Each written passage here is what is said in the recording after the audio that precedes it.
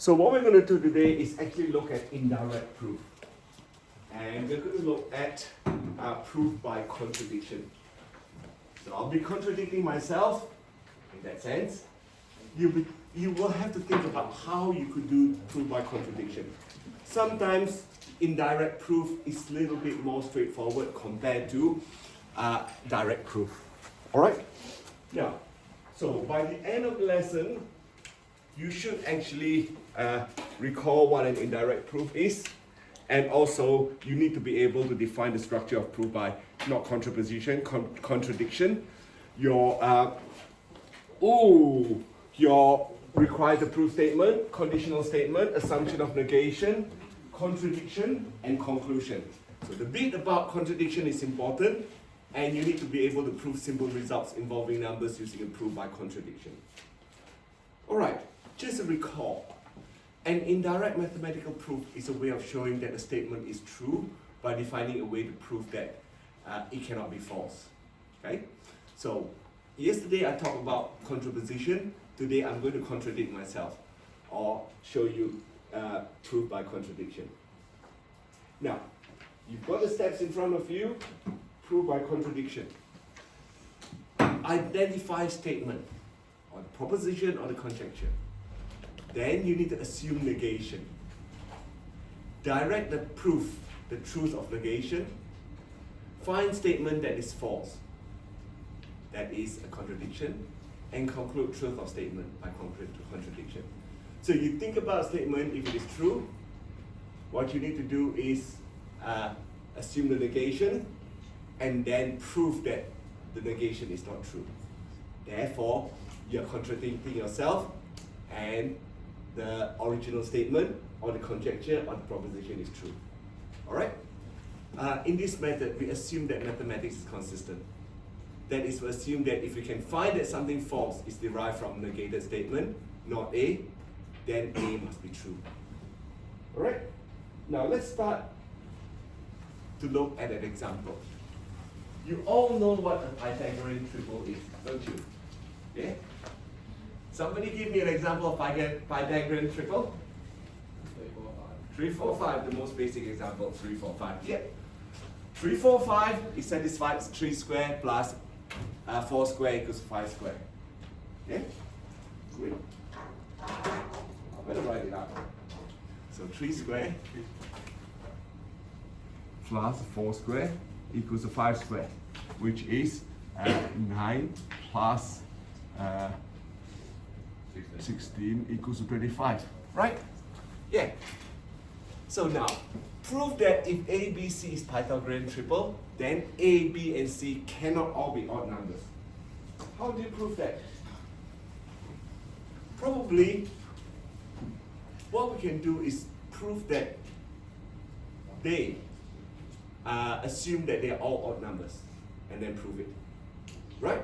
So here, what I'm going to do is state if A, B, C is Pythagorean triple, then we know the condition A squared plus B squared equals to C squared.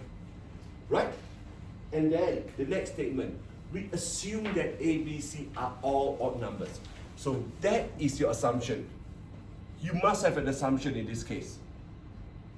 You know from the example that not all they are not all odd numbers. 4 is not odd numbers, right?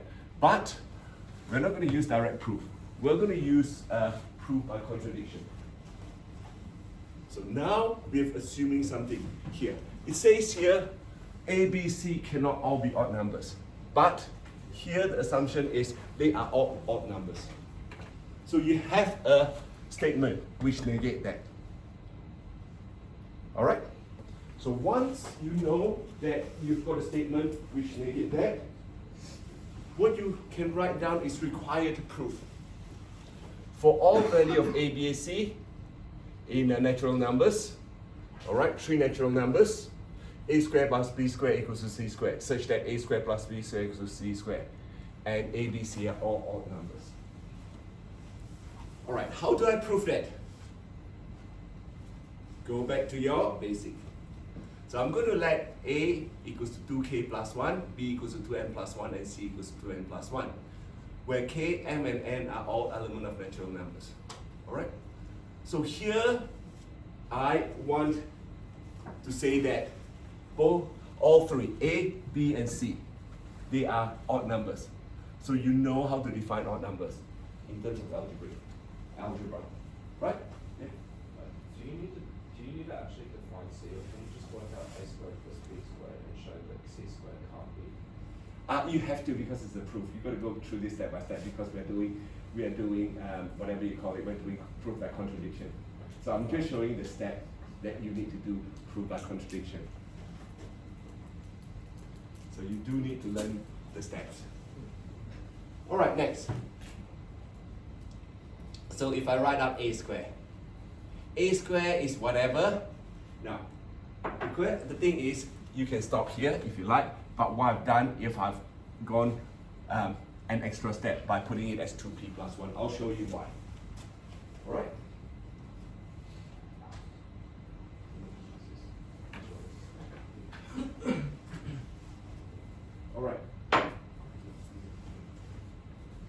All right. Now, of course you can write down b squared and c squared. Can you do that for me, please? Since I've shown you how to write a squared,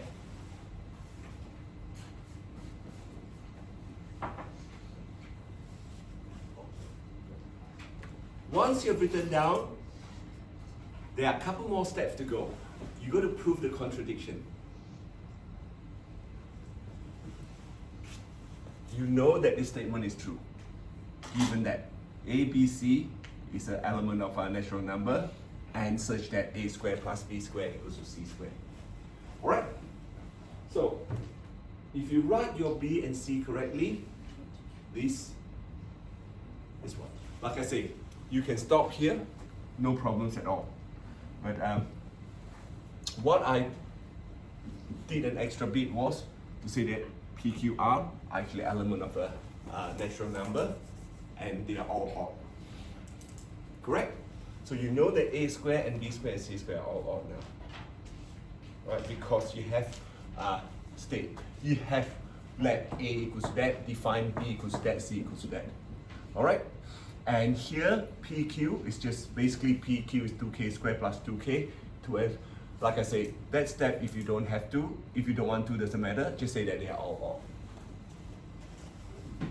And a squared plus b squared equals that 2p plus 1 plus 2q plus 1, because I want to do it that way. Make life sort of a bit more straightforward, and it clearly shows that it's an even. Yeah? See how I did it? So c squared is actually odd, a squared plus b squared is even.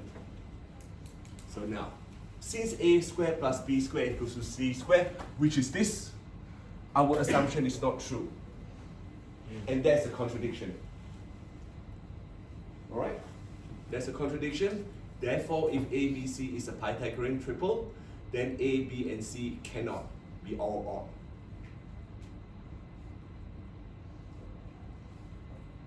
So you need to think in a slightly different way in that sense. You got to assume something first. Assumption is important in contradiction. Assumption is always a negation statement of that, the second bit. Alright? So I've proven to you that a squared plus b squared equals to c squared. A, B, C cannot all be odd. By assuming that first, A, B, C are all odd numbers. Really, what I want is all of you to understand this, not to madly copying it down. Alright? Try to understand the steps. First step, state what is required. Okay? What is given to us. And then the assumption. Then the required proof. And then go through the steps and then say that the assumption is not true or is contradiction. Right? I'm fine if you say the assumption is not true. I'm also fine if you say that it is contradiction. So therefore, if A, B, C is a Pythagorean triple, then A, B, and C cannot be all odd. you are contradicting what your assumption is. Therefore, it's proved by contradiction.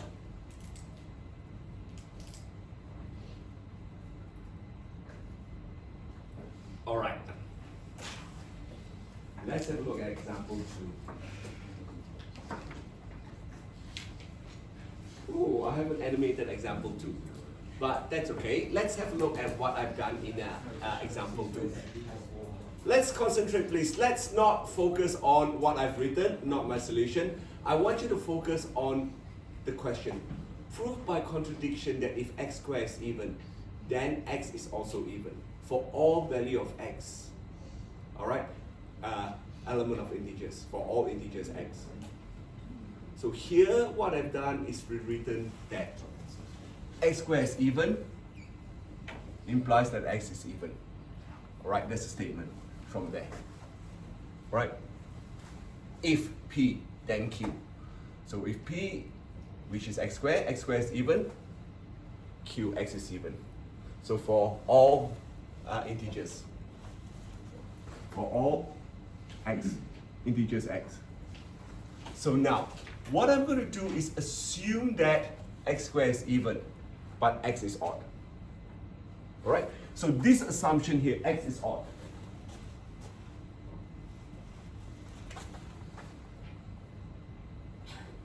Is negation of this statement. X is even. All right? So therefore, what I'm going to do is, again, I've defined x squared equals to something. 2 times, could be n, could be p, could be q, whatever, I don't care. As long as it's not x. So x squared equals to 2m, and m is an element of an integer. And then furthermore, I actually define x equals to 2n plus 1 as well. And again, n is an integer. All right?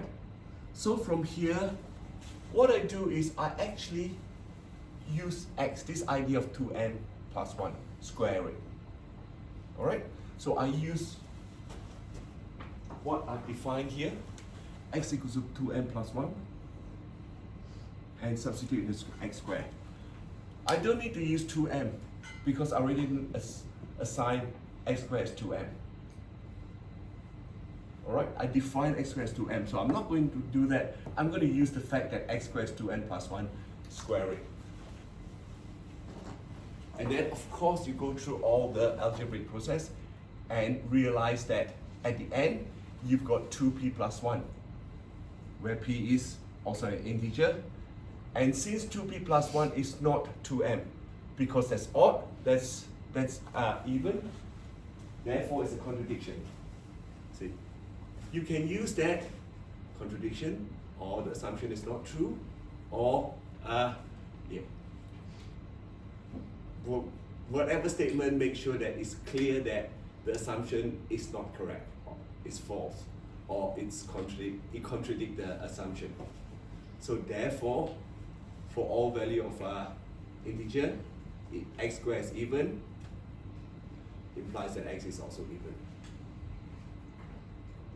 Like I say, all this algebra, you are used to it. It's just a matter of rethinking how you're applying your algebraic skills, that's all. How you're going to define. How you're going to use your definition and come up with a counterexample, or a proof, or contradiction, or contraposition, and that sort of stuff. All right? Think about your algebra. And like I say, just make sure that x squared is not 2x, that's all. All right? Do not define x squared using x. You can use any other alphabet except x. Question for me? Just in case, like, say in a test, like, we don't know how to do it, like, algebraically, can we come up with, like, one counterexample to prove that the assumption is wrong? No. If we ask you to do contradiction, you have to do contradiction. You can't use a counterexample. No. I contradict myself. So I assume something, Yeah. and then I prove that this thing is wrong. Yeah. By using one example that I can think of. You gotta show me your example question. That So you can. wait, so I don't have to like use the algebraic like method. If Oh. no, like just in case I don't know, like say I've gotten a test or something like that. Don't know about that. Well, depends on the situation. Okay, yeah. Okay. That I have to discuss with all my Yeah. colleagues, and we can decide. All right. Generally, with that, if you're asked to do by contradiction, you should not give a counter example. Yeah. It's not really a So I can prove contradiction. that, but like for all it's wrong. Yeah, that's right. You got to. So unless you're asked to give a counter example. So is it air conditioning? Yeah, air conditioning. So isn't this All right. Yeah. Isn't this basically proof by negation? Sorry. Proof by negation. Yes. Sort of. You got a negation, and then no. It's proof by contradicting your negation. Yeah. Yeah. Yes. Okay. All right. All right. Example 3. All right. Proof by contradiction that if n squared is a multiple of 3, then n is also a multiple of 3.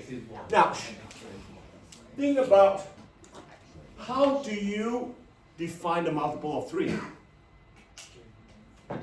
Sorry, go. Louder. Sorry? 3b. Good. So if you think about n is a multiple of 3, n squared, it could be 3x or 3 whatever. N would then be 3y. Alright? So anything that multiplies by 3 is actually a multiple of 3, correct? So that's how you need to think now in proving. So let's see what we can do with this. We are required to prove that n squared, if n squared equals to 3n, where n is a member of, m is an integer, implies that n is 3k, where k is an integer as well, for all values of n, or for all integers n. Alright? So now, let's think about how we're going to prove it. You are asked to do proof by contradiction. You have to have an assumption. So what you need to say in this case is assume that if n squared is a multiple of 3, then n is not a multiple of 3, because this negates this, n equals to 3k. Right? So you got to think about the negation. So again, you're going to start thinking about assigning variables defined. So I let n squared equals to 3n, which I've stated up there, and then let n equals to 3a plus 1. Now, this time, you need to think about proof by exhaustion as well. The contradiction, you've got the two things to think about. So when you've got a multiple of 3, right, you need to think about 3a plus 1. Multiple of 3 plus 1 and multiple of 3 plus 2, because anything above, you got multiple of 3 plus 1, multiple of 3 plus 2, and then you go back to a multiple of 3 again. Correct? So you need to prove by exhaustion that these two contradicts our assumption. Right? We need to think about how we contradict ourselves. So here, you start off with, what have I done there? All right. So what I've done is let n equals to 3a plus 1. And then I know that n squared equals 3a plus 1 squared.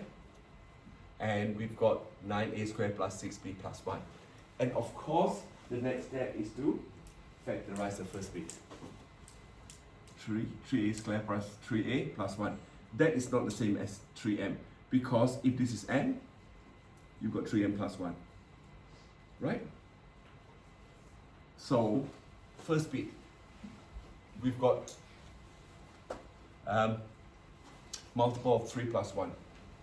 Then we need to think about multiple of 3 plus 2. See, what I've done is I'm going to use the direct proof with the exhaustion to indirectly prove that that is not true. Okay? And then the next bit is let n equals to 3b plus 2. All right, can you do the next bit, please? So n squared is now 3b plus 2 squared.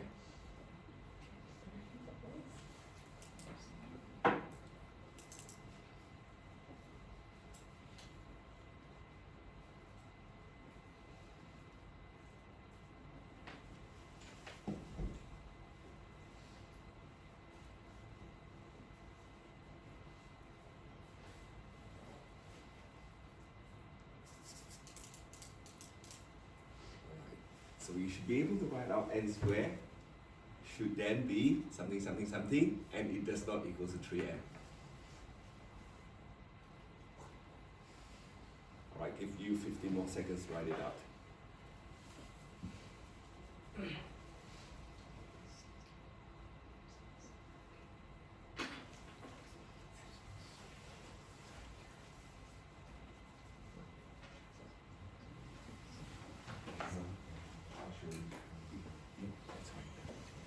So, if you look at this, you can just rewrite that as 9b squared plus 6b plus 4, or you can also write down 9b squared plus 6b plus 3 plus 1. That's fine as well. So in this case, you can write down 9b squared plus 6b plus 3 plus 1. So what I do is factorize this out, which will be 3b squared plus 6b, 3b squared plus 2b plus 1 plus 1. Right? Either way is fine. Okay. Yep. So you know that you know that it is not whatever you call it, it's not the same as 3m. Either way is fine. I don't mind. Okay? So therefore, you know that that and that contradicted that. Right? Both are contradictions. Therefore, the assumption is not true. I'm contradicting myself.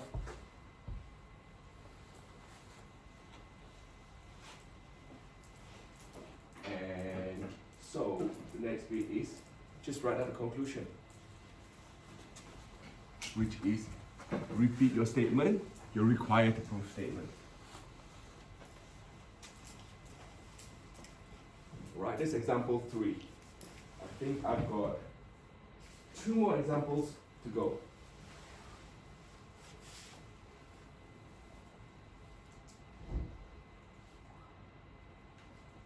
Yep. I wouldn't do this in the test, but just for my amusement, could we also do n is equal to 2n? Because any multiple of 3 is not even, right? That would be a direct proof. Are you thinking about direct proof, or are you thinking about No, it says then n is not a multiple of 3, so could we do n is equal to 2n? No, No, but like, no, so no, what no, is no, no, 48, no, 12, number 6. Yeah, 16. that's right. 120. All the other multiples. So He's trying to say that there's no even number that's not three. thank you. That's a bit dumb though. All right, example 4. Now, I need you to prove by contradiction that 3n to the power of n is greater than 3n, where n is integer and n is greater than 2. Why do I put in the condition of n is greater than or equals to 2? If it's one, it's just gonna be one. Thank you. If it is 1, 3 to the power of n is 3, and 3 times 1 is 1. So it's not greater than the other. So the condition here, all right, is to make sure that we are going to prove that that's correct. All right, if that's 1, if n is 1, 3 times 3 is not greater than 3. All right, so think about why that condition is stated there. N is greater than or equals to 2. So you need to prove by contradiction. Now here I've given you an inequalities. Prove by contradiction let's start off. We require to prove that 3n is greater than 3 to the power of n is greater than 3n, and n is integer greater than or equals to 2. All right. So the assumption, we are assuming that 3 to the power of n is less than or equals to 3n. Now, you must think about how you say that. All right, 1 is greater, the assumption negates it is less than or equals to. Yeah? So to negate this is less than or equal to. If something is greater than something, but the negation is something is less than or equals to something. All right? So now, we're going to use n equals to 2. I'm going to use a number to actually contradict it. So you know that the smallest number is 2. 3 to the power of 2 is 9, and 3 times 2 is 6. And therefore, 9 does not equal to 6. It's a contradiction. The assumption is incorrect, or it's not true.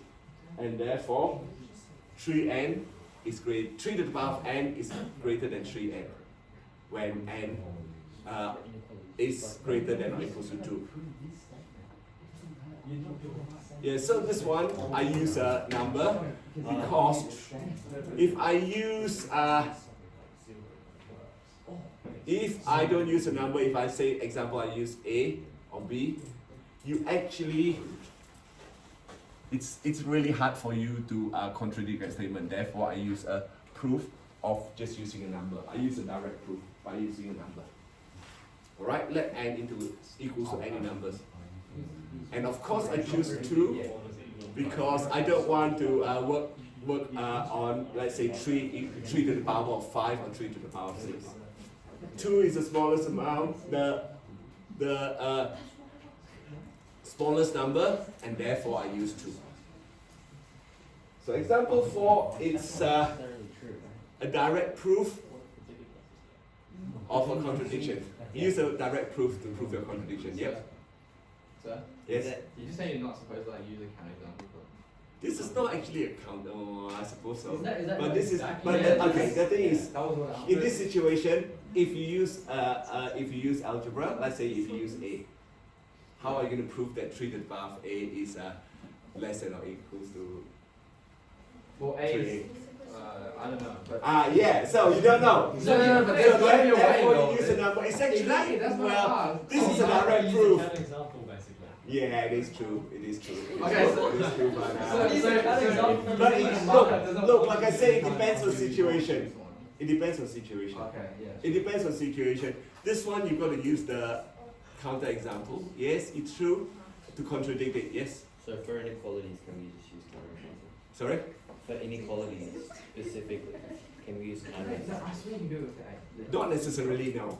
Because by the time you come to some other proof, it's going to be different. So this one, it doesn't really make sense if you use 3 to the power of A. I know, let's say A is greater than the thing is, if you use 3 to the power of A, you really have to specify A is greater than or equals to 2. But it's really, it's not obvious in that sense, so you need to use a number. Alright, example 5, last one. Prove by contradiction that there are no positive integer solutions to x squared minus y squared equals to 10, where x is greater than y. Again, in this case, you need to think about proof by exhaustion. It is proof by exhaustion to contradict the statement. Now, let's think about what you need to do in this case. So, you need to prove by contradiction that there are no positive integer solution to x squared minus y squared equals to 10. So therefore, you have to assume that there are positive integer solutions to x squared minus y squared equals to 10. Correct? That's the assumption. Agree? So read the question carefully. The question says, prove by contradiction that there are no positive integer solution to x squared minus y squared equals to 10. Therefore, the assumption is such that there are positive integers. solution to x squared minus y squared equals to 10. And here in this case, what you need to do is write it out. So here,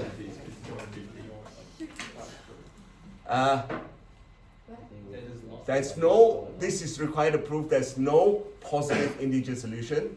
So for values of x and y, okay, for some value of x and y, which is integer, x squared minus y squared equals to 10. Or you can write out the whole thing. So you can write out the whole thing in statement or use that. That just means that there's no positive integer x, y. Alright, no positive integer x, y. Z plus is a positive integer. Yeah. So now you've assumed that the negation of this is for some value, there are some values of x and y, positive integer x and y, such that x squared minus y squared equals to 10. Alright? Now, how are you going to do this? What is x squared minus y? Yeah. And you also need to include the x's on the right. Sorry? And you also need to include the x's greater than y. Yes, you need to include x equals to y. Yeah, you should write it down, but it's already stated there, so I did not write it down. Yes, you should say x is greater than y. I agree. That's my mistake for not writing it down. Yep, you should write down x squared. What does the backward e mean, sir? Sorry? What does the backward e mean? For some value of x and y. There exists. Go back to first lesson, where I show you all the symbols.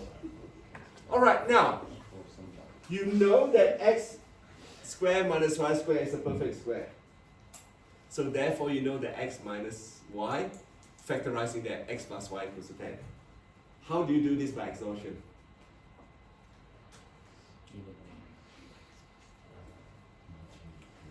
How do you do this by exhaustion?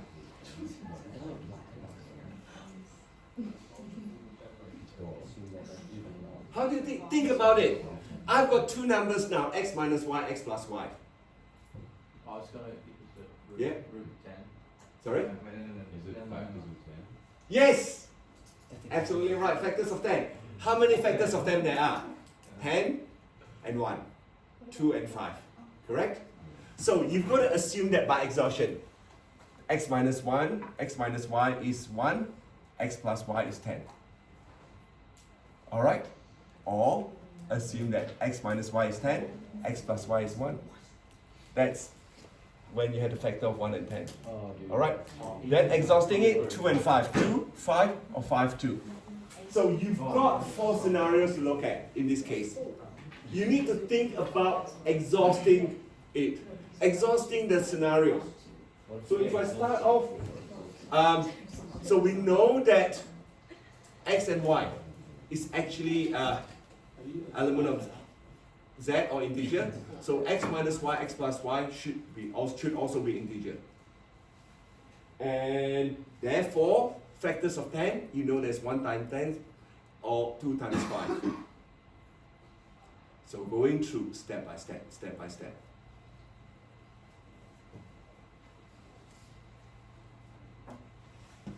Okay, if you do that, step by step, for the first one, x minus y equals to 1, x plus y equals to 10. Solving for x and y. So therefore, x equals to 5.5, y equals to 4.5,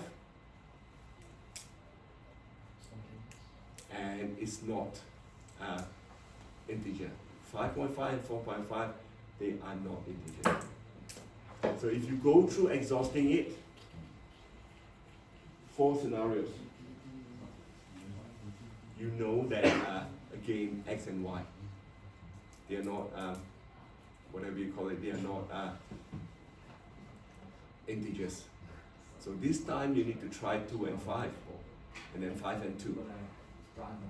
So this is actually proved by contradiction.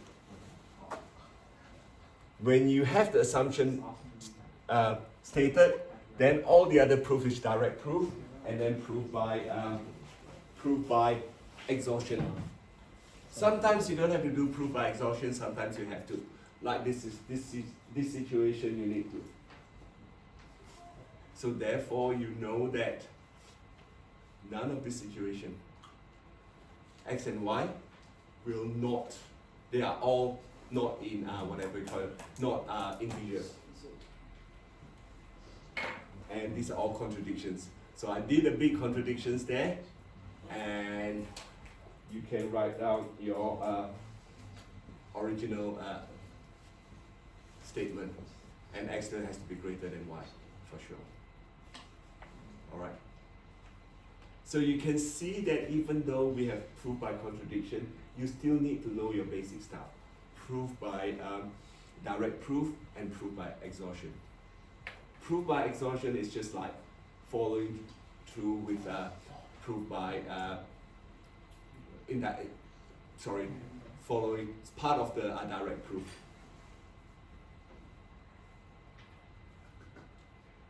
Now, like I said, I don't really want you all to copy, madly copying down. I want you to understand what I do. And then I'm just going to go to the summary very quickly. So summary, assume that the statement we want to prove is false. Show that this assumption leads to mathematical nonsense. It is true, it's mathematical nonsense in many ways, right? We are assuming that these are integer, but we're proving that it's not. So our assumption is mathematical nonsense. Same with this one. All right. So, and then conclude that we are wrong to assume that the statement is false, and the assumption, we are wrong to conclude that the statement is false, and then conclude that the statement must be true. All right.